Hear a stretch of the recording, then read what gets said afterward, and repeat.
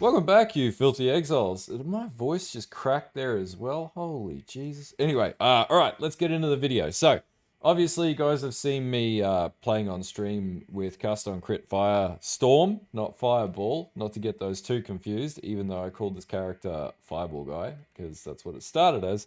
Anyway, basically how this works simplistically for those who haven't played Cast on Crit, we stack an absolute metric ton of crit, and then we run this gem called Cast on Crit. In this case, I've got Awaken. And then from there, every time we crit, we then proc the attached spell, being Firestorm. As you can see, it's the level 32, and we're going to talk about how I got it to there, and that's part of why it's so powerful. Anyway, what you can see is what happens. It just absolutely blasts everything off the map and off the face of the earth, and it's a whole lot of fun. But how do we get there, and what do we do to make that work? Well, let's just have a look at the PoB high level. So this is the PoB as it is right now. My character's level 95, as we can see, level 95. Now, tank ability wise, we have like 106,000 effective hit pool. This runs around at like 400 depth delve without any major issues. It needs to be this tanky because you basically have to face tank everything.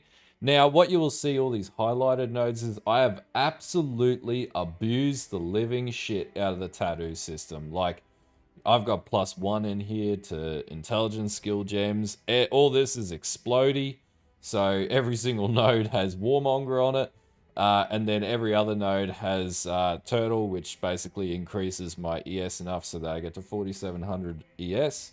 And I get like 36.8 thousand armor, which isn't too bad considering. And this is on an Inquisitor. So there, this is basically how it works. I don't know why I had the PoB fully open there. Anyway, some other notable things is, again, like the replica Dragon's Fang flight is just amazing.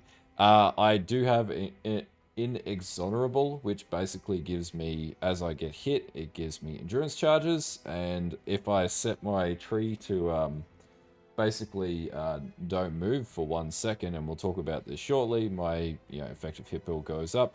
I'm trying to figure out how to get Fortify on the build currently. If there's a way I can do that without having to get a Corrupted Implicit on this, that would be great.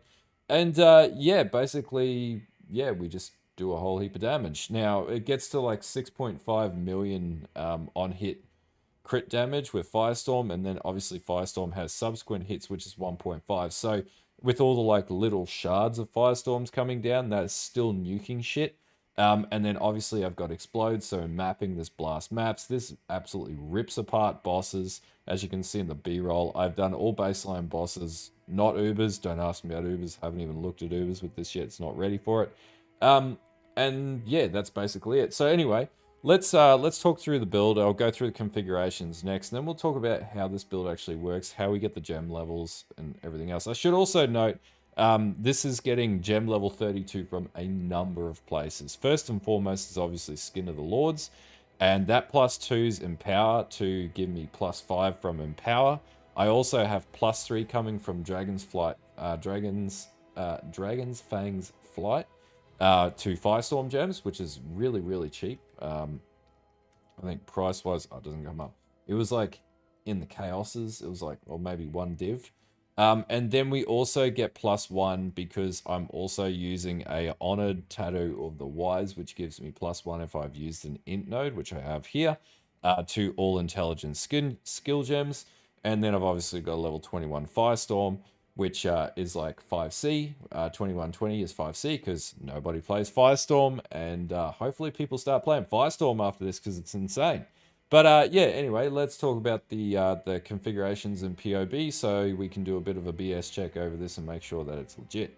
Alright, as with normal, I like to talk through the PoB, and in basically building understanding, here is how I configured the tree so that, it makes sense. So let's just go down the line. So we run Soul the Brine King. This is to deal with stun and freeze immunity. So until I can get freeze immunity on the boots, we have this. I also have Immutable Force, but it's mainly to counter freeze at the end of the day and reduce the effect of chill, which is really good in Delve. I also have Soul of Aberrath, just because Burning Ground really rips up Energy Shield, and it's really bad in Delve, so it's really good. Time spent, I've got set to 0, but if you put it to 1, obviously it synergizes with Inexorable. And so you get 50% increased armor while stationary, and you can be stationary if you literally just hold down the button in a stationary spot. Or you can hold Cyclone down to one spot and it won't move, and then that applies, but we'll keep it off for now.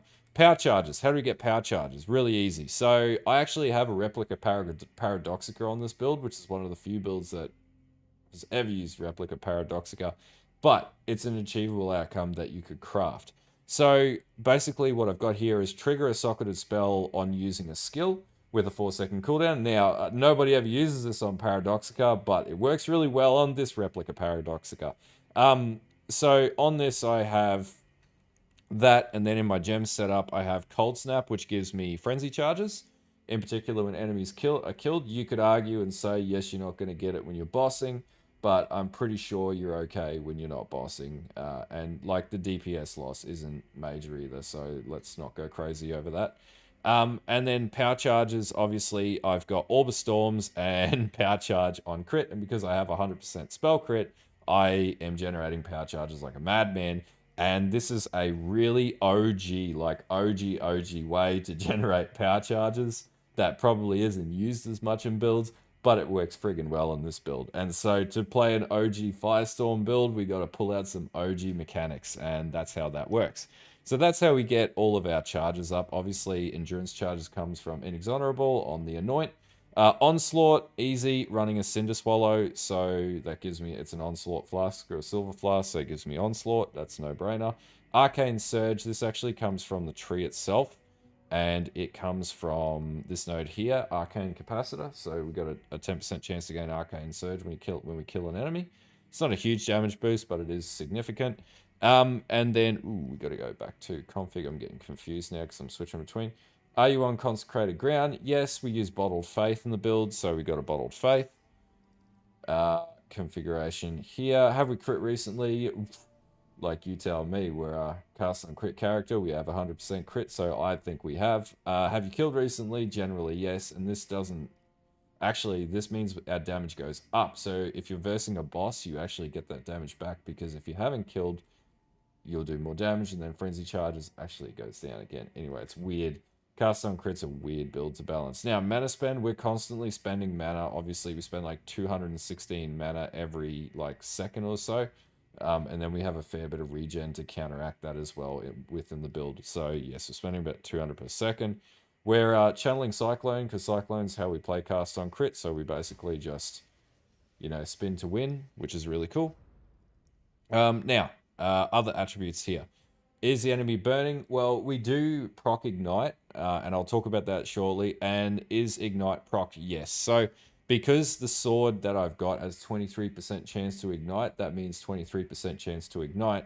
And this actually synergizes with a node that probably isn't used in many builds, but it is amazingly powerful in this one, which is using the Fire Mastery's critical strikes do not inherently ignite. 100% increased damage against ignited enemies. Now, my understanding here, and somebody might correct me, is when you proc a crit, you have a higher, if not absolute, chance to proc whatever ailment that you're going to proc. In this case, it doesn't matter. You're not going to get that effect because, reasons. But at the end of the day, it doesn't matter, because I have a 23% chance to inflict ignite on my weapon. It means that the enemy is going to be ignited when they get clapped with Firestorm, which will essentially do 100% increased damage. And so the actual damage stat coming off this one node, like the one node, is about 849,000 DPS. It's huge. It's absolutely huge. And pretty much a sleeper node, which means we could run it on a whole heap of different builds, and it'd work amazingly. Anyway, so then we have Brittle Ground. This is actually on the boots that I'm running on this build. So we have on the boots, drops Brittle Ground while moving as the implicit. What that basically means is it absolutely caps our crit. So if we didn't have that, we'd go down to 89% crit chance. With this, we pass over the enemy and we do 100% crit chance, because Brittle's really OP. Really good to have on boots. And means that I can avoid having to run an increased crit gem within my actual setup, which is even better because it frees up a socket to run crit multi. Fire exposure, this is just coming off my glove implicit, inflict fire exposure. That's a Eater of Worlds implicit. They can pretty easily roll on that.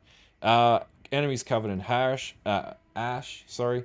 This is coming from Polaric Devastation. So in the left ring slot, cover enemies in ash for 5 seconds when you ignite them. And because I have 23% chance to ignite, this ignites the enemy and applies ash. And then we do more damage, which is in here, as we can see. Well, we don't actually do more damage, but enemies have less movement speed, which is pretty cool.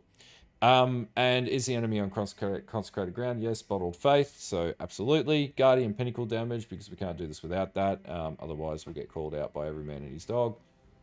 So yeah, that's it for the PoB. And yeah, it's relatively, it seems complicated, but it's relatively straightforward. And obviously, that's all we're going to talk through the mechanics now to sort of break down how the hell I got this to work, despite the fact that I completely failed on the chieftain, but absolutely succeeded on the Inquisitor. And what's actually really interesting would be if we just like tweaked this slightly, just like ran these nodes down here, switch to Chieftain, Marauder, Chieftain.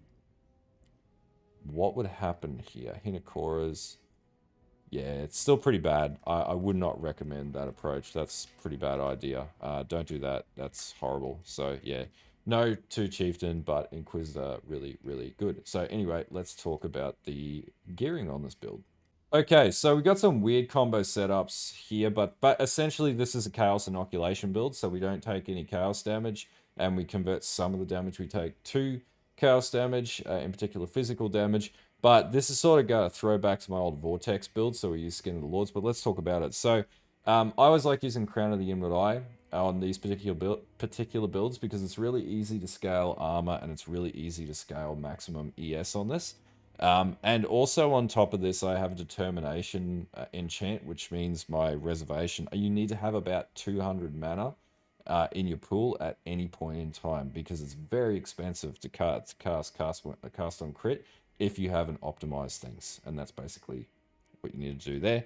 Now, Amulet, a Replica Dragon's Fang Flight. Now, I've also got +3 to Firestorm and Inexonerable anointed onto this. That gets me my endurance charges, and it also gives me +3 to my Firestorm gem, which gets me up to 32, which does a lot of the power in this build comes from gem leveling, and getting a 32 Firestorm build is pretty crazy. So yeah, and also the 14% reduced attribute requirements means I can run things like my Paradoxica, which I don't technically have enough dexterity to run, as you can see highlighted in the red, but because of this attribute, it allows it, and it also allows me to run some of my gems as well, where, you know, I don't need to balance as much attribute. This is so much better than Ashes, by the way. Like, screw Ashes. This amulet is the goat of amulets right now. Second only to All's Uprisings. Alright, so we've got Aegis Aurora. Obviously, we're a max block CI character, so we need Aegis Aurora to be able to proc Recover Energy Shield for 2% of armor, and that's why we have so much armor, because we proc that back when we get hit. Ring, I'm using an OG Vivisect. The reason why is I managed to get a roll with like dexterity and intelligence. This fixes my dexterity problem. If I didn't have this, it'd be really hard to balance because I need like 212 or the equivalent to synergize with the items and gems have 14% reduced attribute requirements, plus enough dexterity to get me to the point that I can use a 212 dex weapon, and this gets me over the line. Obviously, I've also got Val Discipline in this because it gives me +5 to Discipline, which gives me more ES pool as well. And it gives me mana cost reduction as well for each corrupted item and 15 life regen, which is transferred via Zealot's Oath into ES regeneration per second. So this build actually idles on like 722 ES regen per second and like 463 when I'm moving. So if I'm standing still, I actually get that regeneration here too. So that's actually pretty good. All right, chest piece. This is where the real cost came in. This bastard was like 9 div, and so it's like 9 to 15 div. So I blew all my currency I generated from my other build to make this build to work. But I regret nothing. So in particular, I got Zealot's Oath. You don't need Zealot's Oath. If you can get the same sockets, get Crimson Dance because it has no effect on the build, and then just like switch out one of your points somewhere in the build for Zealot's Oath. So it's no biggie there. The reason why this is the best armor to use is the +2 levels of gems, which synergizes and like pushes the level up to obscene amounts. But also on top of that, it gives you 100% increased global defenses, which synergizes with like your Aegis Aurora, your Crown of the Inward Eye, your ES stacking off of everything else. So it gets you to a pretty good place. That being said, for anyone who doesn't know about Skin of the Lords, make sure you, if you're going to buy it off the market, I wouldn't recommend farming it because it takes a long time to farm. But if you're going to, when you buy it off the market, let's change the term there. You will need to make sure that the colored sockets are the correct colors. So you need 2 blue, 2 green, 2 red. If you buy wrong colored sockets, you cannot change the color of the sockets. And you can see you can only socket corrupted gems in this item. Sockets cannot be modified. So you can't change the color of the sockets with chromes or even the corrupted chrome, tainted chromes or whatever. You can't do anything to it. Once you get those sockets, that's the colors, they're locked in stone. So that's just something to remember with this particular piece of armor. I did look at running this with an incandescent heart. It does not get anywhere near the damage because you don't get the +2 on the impact power and stuff like that. Still would work and you'd be way tankier, but you just wouldn't have the damage and it wouldn't feel this good to play. So this is my preference. This is what you should play as part of this build. Like, I'm recommending this chess piece. Okay, so Polaric Devastation. Obviously, it's in the left socket. Applies Ash. Also does increase crit strike chance. Like, the big thing is the Ash. Is it a big game changer? Not really. There's probably, and I'll tweak this around to see if there are other rings that are way better than this ring. And there probably are, and so we'll have a play with this. In the gloves, I've got Fire Exposure and also implicit for Searing Exarch being increased critical strike for attacks. We use we use Cyclone to proc the actual cast on crit, which is an attack skill. So we need that to amp up our crit because we need to have a reliable level of crit on Cyclone to be able to cast. Now, there is a thing called cast rate, or like, you know, I guess the trigger rate, which you should be aiming to get to 10. This is at like 6.84. That's not too bad. Like, I got a long way to optimize, so there's plenty of room to move here. So don't stress too much about that. It gets close, but these gloves are basically just regeneration, any other resistances, a whole heap of res, and I've also got accuracy on mine, which means I don't have to worry so much about accuracy. I have 100% on hit, I think. Let's just double check that. I have 93% chance to hit, which if I had more, I would probably do more damage. But anyway, it's pretty damn close to 100%, so we're going to take that on a, you know, non-melee character generally in the way that I've spec'd it, so I'd say it's doing pretty good. My belt, I've literally just taken this from my other Vortex character, so we have a theme this league. We've got Cyclone, Vortex, like... so basically Crystal Belt with Baran roll, so I can get the percentage maximum energy shield, and that just lifts my energy shield up. If you can't afford this, just get any Crystal Belt with some good resistance rolls and a good amount of ES, and that should compensate until you get to the point where you can either craft a belt like this or you can afford a better belt. This isn't the best belt, there's way better belts, but it's pretty good right now. As far as boots, this one is like all resistances I needed to cap. 140 ES, you can get way better boots than this. These boots are pretty shit compared to what they could be. But you do need brittle ground, and I do have the implicit for increased attack and cast speed. If you've killed recently, both of these will apply because you're both casting spells, and you're also, though I'm not too sure about trigger rate with that, and you're also, you know, you've got attack speed with Cyclone, so it's really effective. I've also got strength and dex on this, which means I could reallocate nodes in here and didn't need to take any additional nodes outside of these two down here for strength and intelligence. Obviously, intelligence I converted, but we'll talk about that when we get into the pathing tree. And then basically outside of that, so we've got Replica Paradoxica. I think I spoke about that at the start of the video. Yeah, basically trigger socketed spell, that's a preference. You could get a crafted item. Yeah, anyway, I'll leave it up to you to figure out what you want to do with that. You can change this out as long as you got trigger socketed spell and ignite. And if you can balance your dex and intelligence throughout the rest of your build, because I have that built into this, and get fire damage and attack speed, then you don't need this. You don't need the pen. You don't necessarily need the crit multi, but if you can get it, it's nice to have, because this gives you like, well, nearly like 60% crit multi, which is really effective for this type of build. All right, so flask, bottled faith, cinder swallow. I've got a diamond flask. I do have a pretty like scuffed quicksilver flask, which I'll fix up, and I'll switch that with a quartz flask when I delve, because this build can delve, and a granite flask as well for armor. And I've also got crit strike chance during effect as well. And all these you want to have, like, you gain charges when you get hit by an enemy. This is especially effective when you're fighting Crystal Kings, and this will body Crystal Kings, which is really good, as long as they don't have ridiculous rolls on them. Anyway, that's it for gearing. Let's talk about gem setups. That's the best thing about this new hideout. I can just like go to different areas and talk to things. So anyway, all right, gem setups. So in the helm, we've got Enlighten, we've got Tempest Shield, Shield Charge, and Determination. I understand this is not the best use of Shield Charge in this socket. I could put it here and put Defiance Banner in here, but I don't have enough ES. We're going to try and figure out how to do that. In the sword, Cold Snap, power charge on critical strike, Orb of Storms. This will procs my frenzy charges and my power charges. In my in my shield, I've got mark on hit support, anomalous assassin's mark. Anomalous gives you increased damage, which is more preferable. And I have inspiration in it currently to reduce the cost, because this just auto casts as I sort of go around. I don't even need to do anything because cast on critting. So I don't actually have to trigger this at any point. That's why I've got mark on hit support. So yeah, it's just automating the whole build. In my chest, I have Firestorm. I have a level 21 Firestorm, 2120, which is like 5 to 10 C. I've got increased critical strike damage, which gets to level 25.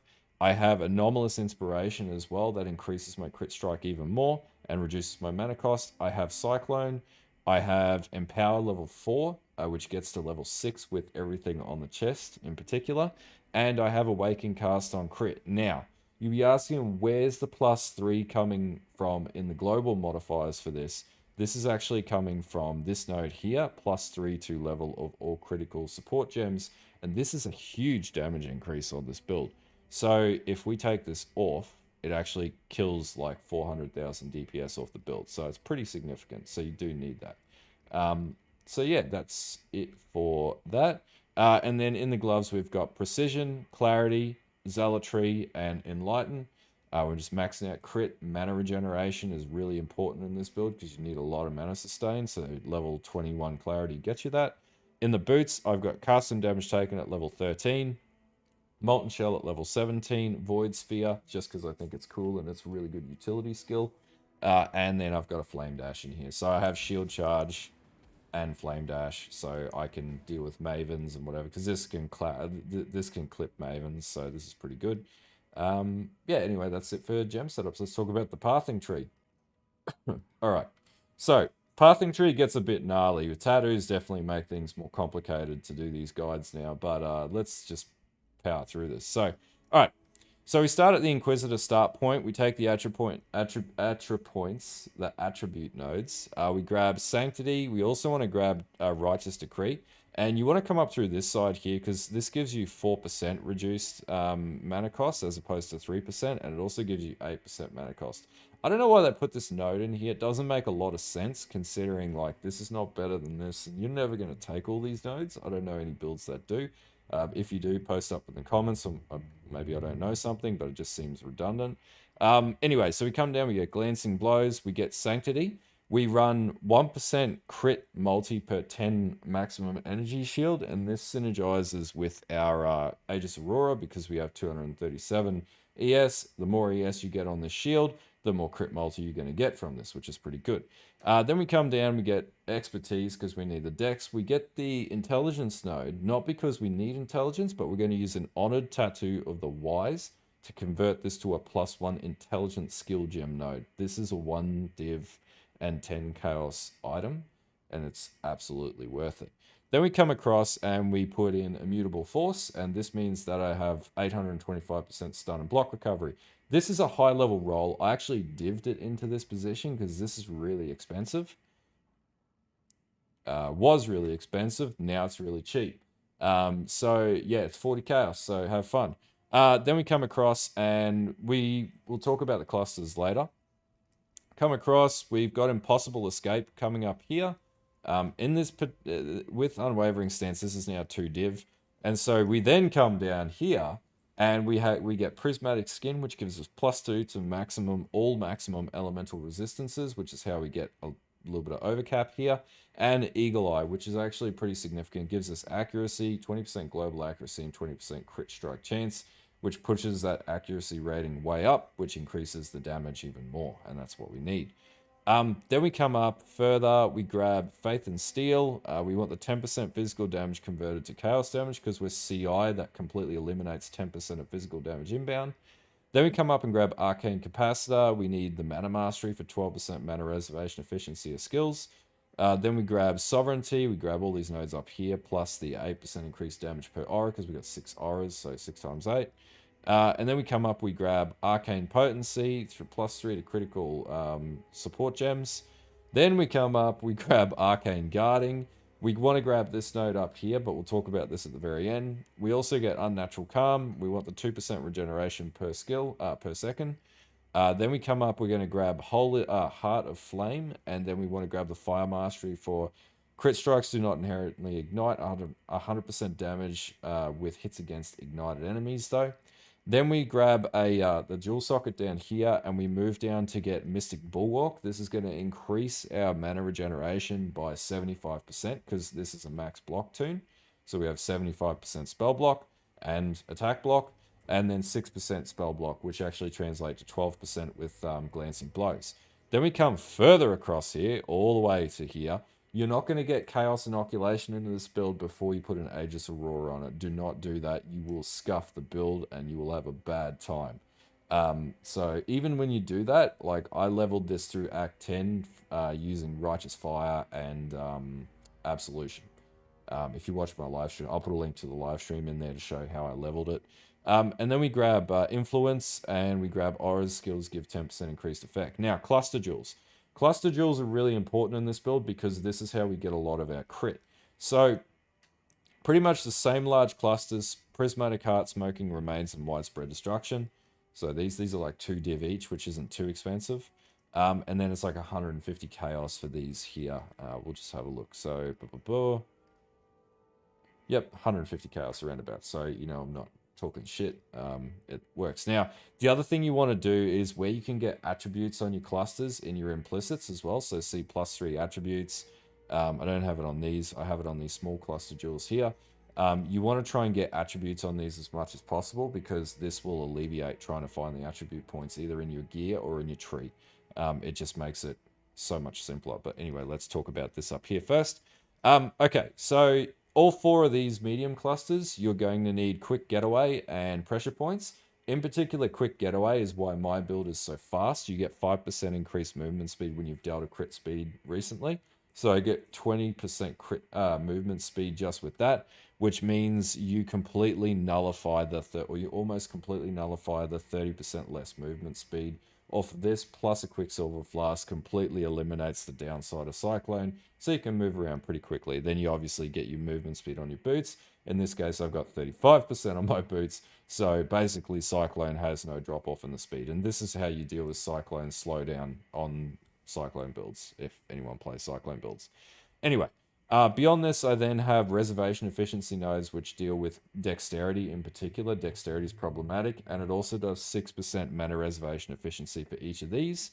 And then I've got one here with Righteous Path, which deals with Zealotry. It gives me 50% increased mana reservation efficiency just with Zealotry, and then 2 6% nodes, so 12% here, and also maximum attributes. And this basically gets you through stacking your auras and deals with your mana reservation, so that you have about 200 mana reservation left. There's a lot of balancing of mana reservation. You also get it on the amulet, which is 15% increased reservation efficiency. I'd prioritize that on the amulet over anything else.